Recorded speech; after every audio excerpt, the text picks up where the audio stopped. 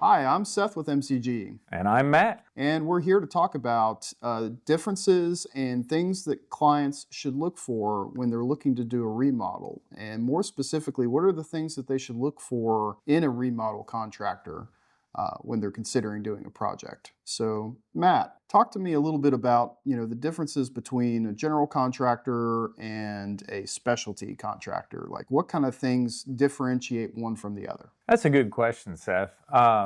Thinking about it, we are a general contracting company, so we handle all aspects. And one of the things that happens is we handle all the aspects of this is we hire those specialty contractors to help get the work done and throughout a project. So on something like a whole home renovation or an addition or even something new construction, our job is to manage the trades, to manage those contractors, the budget, the schedule, and all of that stuff that's over there. So as the general, that's our job. We're that owner's representative, making sure that the project gets done the way that it's expected and planned. The specialty contractors are those guys who are going to be doing the individual projects. So whether we're talking about painting or flooring, the tile guy, and then you could get into the licensed trades that come along with that.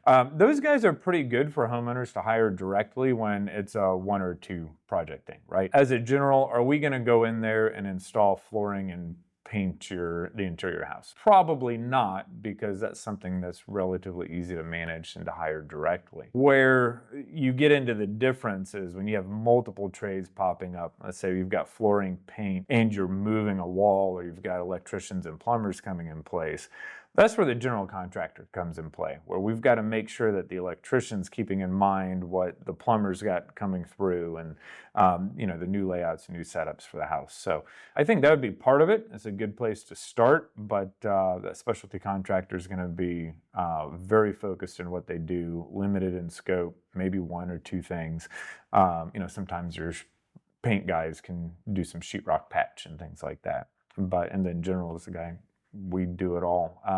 Typically, the specialty contractors don't require licensure or certification from the local jurisdictions or the states. The trades do, the MEPs require it, but usually not the flooring and paint and those type of guys. So that just made me think of something. So in the state of Florida, which is where we operate, Northeast Florida specifically, but state of Florida, what trades do require a state license? First one are general contractors, which were separated into three categories. May bore everyone, but there's residential, building, and general, and those are all based off the scope of work. And then under that, you're going to get some of the trades that are going to be electrical, HVAC, plumbing, and then pools have their own that's out there, and gas and underground, I think, are all of them. Underground utilities going through there. I think that covers all of them, but there are some local jurisdictions that require at minimum of a local application. Like there are some cities that require a handyman hey, you have to be licensed in the city to do this work, but from the state-wise, that should cover most of them. I think that the other one might be roofing. Oh, roofing. Yes, roofing. Well, so that brings up a great point. So not to necessarily go too far off topic, but, we're talking to our prospective audience about, the differences between a GC, general contractor, and specialty contractor. You just mentioned handyman services. And, one of the things that I tell the team at MCG, and I've told people throughout the years in this industry, is if there's supposed to be a state license, there's a state license. But the other piece of it is making sure that they are a registered business. Yeah.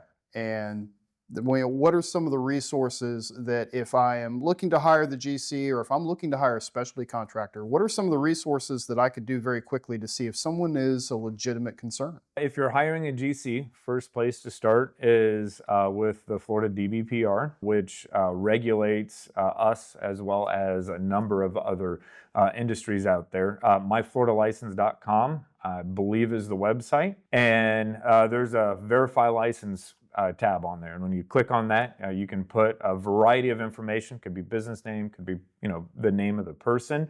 And when you do that, one of the big things that I always recommend, aside from looking at where complaints and things like that are, make sure the license holder is the same name as the company. Oftentimes what you'll run into is there'll be a company that's operating and there's a license holder that has nothing to do with the company, which is a big no-no, but it happens. In our case, you'll actually find a few licenses under MCG because we have several licensed contractors that work for us, and they also qualify the company beyond myself.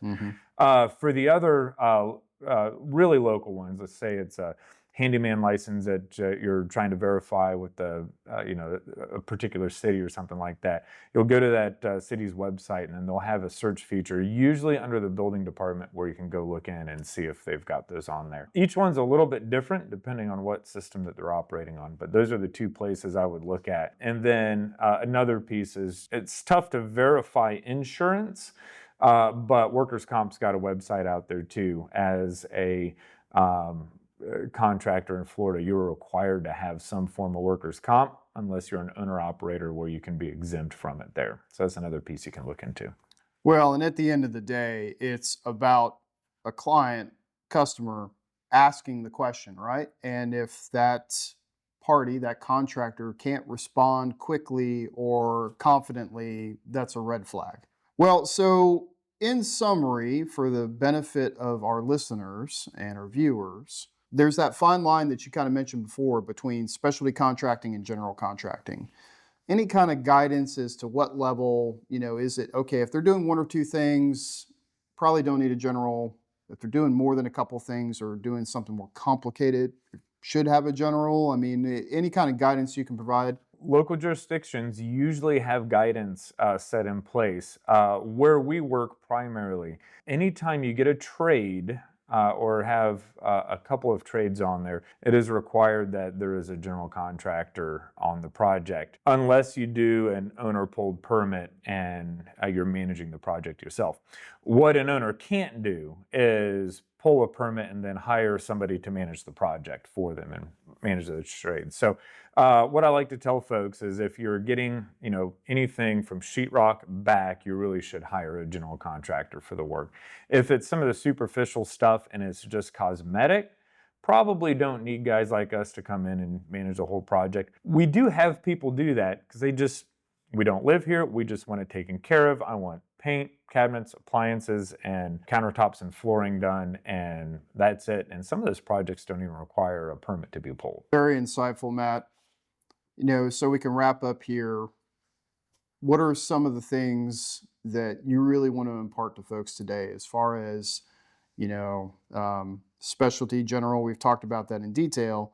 How can folks contact us at MCG? First, easiest thing is to call in. That's 904-530-0808. And then our website, mcghomes.com, there's actually a form that you can click on there, and it'll actually bring you into kind of our intake or sales process. And then someone from the sales team will give a call out and we'll talk about your project. And if we can't do it, we're usually able to point you in the right direction. And that's one of our goals. We call everybody back, email everybody back, and then on that backside, if we can't help you out, we're going to point you in the right direction. So with that being said, we'd love to talk about your future project. Please contact us at MCG. Matt, thanks for your time today. All right. Thanks, Seth.